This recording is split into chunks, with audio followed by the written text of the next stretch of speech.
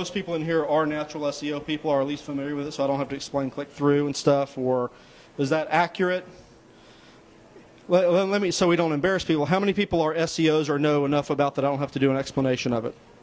Okay, that's enough. For Worley, are you paying attention?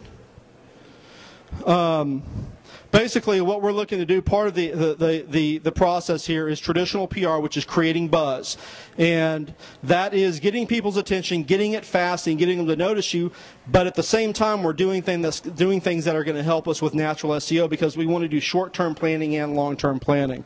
So from the social media standpoint, I'm looking for click-throughs from the activity that we have out there. I'm also looking for a backlink, so I want people to talk about us, link to Viewsy, and link to our properties, so that we can have them, generate buzz for us later on after we've finished what we're doing.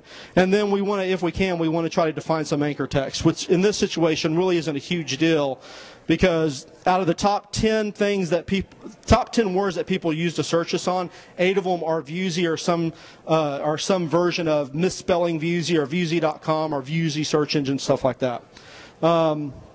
I'm assuming we know what social media is. Essentially, social media is a catch-all phrase that means talking to people online. It can be connecting with them through bulletin boards. It can be IRC. It can be Facebook, MySpace, YouTube, Flickr, whatever. We're talking about engaging with people and GASP, actually talking to people. And some of the stuff I'm going to use is some of the examples is going to require that you actually get in front of people, human beings, not do it all behind your computer. And if you have questions, please interrupt me, because I know I've got more slides than I can cover tonight. So when questions pop up, I'd rather have a conversation than me do this. Yeah, I will. Absolutely. So for Viewsy is going to be my primary case study tonight. The basics that we started off with Viewsy was we launched a blog, kind of social media 101.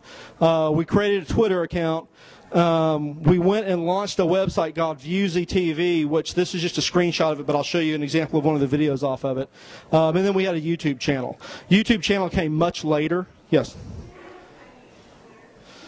What we do with Twitter is, I didn't want to maintain, this is kind of lazy of me, I didn't want to maintain a separate account, because what happens is I've got my primary account, and what I do online is blurred, and that's one of the things that we talk about later on, is whether or not you take your real personal life and put it up online, or whether you have a delineation between what you are in the real world and this virtual life you have. For me, whoever I'm working for, that's more than half of my presence online. And then we also had the blessing of having all these design, these user experience, and these programming rock stars that worked at Viewsy that already had their own personas established, and were comfortable, and they weren't gonna put up with, hey, I'm the marketing guy, now you got to come over here and write on this thing too. I mean, they're going to look at you and go, whatever, I'm writing code, and I know that because that's what I used to do, the marketing guy. So what I did with Twitter is I just set up Twitter feed. What's it called? Someone help me. It's an RSS, but basically there's tweet later, I think it might what it be. I'll put it inside the slide deck. There's a service, and I'm pretty sure it's called Twitter Feed. And what you do is you create an account, then you go and you feed multiple other accounts into that one and syndicate it to one channel. So essentially what we have is we have like 10 channels feeding into Viewsy, which are all Twitter streams of employees at Viewsy.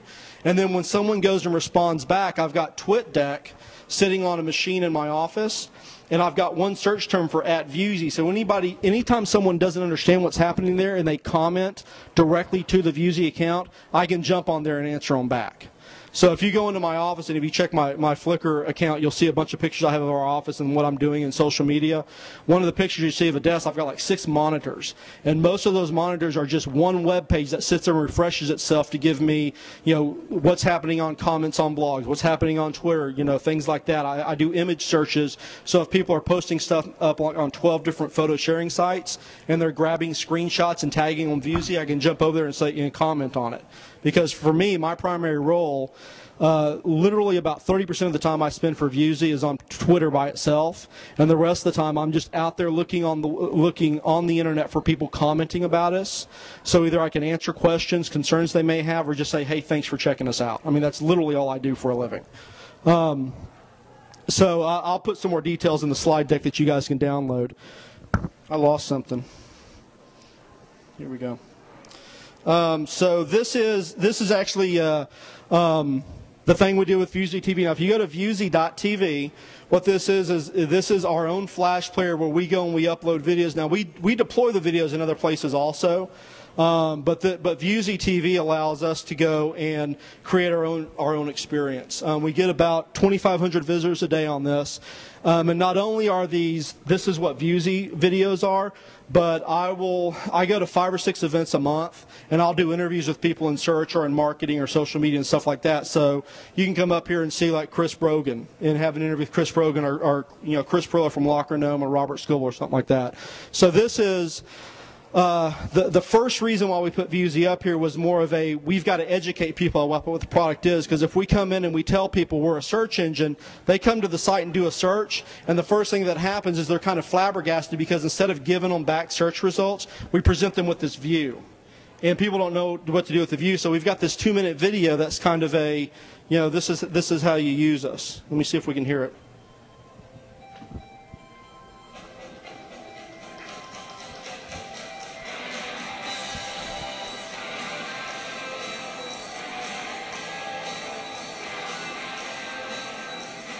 Welcome to Viewsy 101.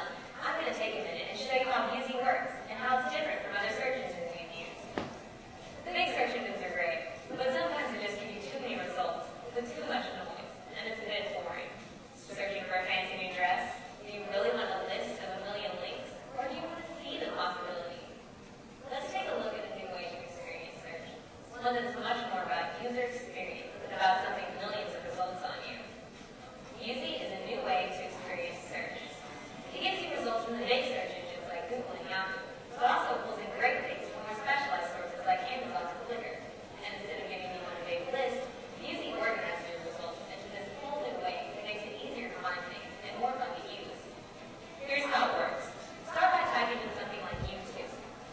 Okay, so you can go on your own time and check it. I'm not going to bore with the whole thing, but essentially our issue was, how do we get something that's going to be viral, that's going to be real, and that's going to introduce people to exactly what we're all about. The woman in the video, she is actually an intern of ours. She's a C++ programmer, and she ended up being kind of a diamond in the rough. When she came in, she interviewed for the internship to be a tester, and we had her testing out reading the script before we were going to hire in a professional spokesmodel, and she learned it the first time she read through it. And we're like, okay, go do your hair and come back, and you're going to do the video. And so she's actually an employee. She's an intern. She goes to University of Texas at Dallas, and that for me, from the standpoint of what we're trying to communicate to the world, is this really is one of us. We didn't go out and hire somebody to do it, and she's not the most polished person, but she was good enough, and she's an employee. And now we've got somebody who she's got a bunch of fan sites called Viewsy Girl and stuff like that. So whenever she goes to events, people recognize her, number one, and number two, she can really talk about the product. And she can talk about code with people and talk about why we do the things we do. So that was a bonus for us, because if we didn't have her as an intern, that we weren't going to have one of the fat middle-aged guys do the video. We had to get somebody that had good curb appeal. So we were going to go out and hire a professional spokesperson. And we did a couple of tests with having people come with us to events to represent us on video, and almost every time, whether it was, it didn't matter, we would go to events and we would have, different men and women that would be professional spokespeople, but they would ask a couple of questions of the technologists there, and then there was no way for them to follow up. And so, great on camera, but you can't have a conversation with that person because they have a script and they don't understand technology. So that was a nice kind of happy accident for us. So we'll show you some goods about what we did through the different platforms and how we got to actually get access to large media.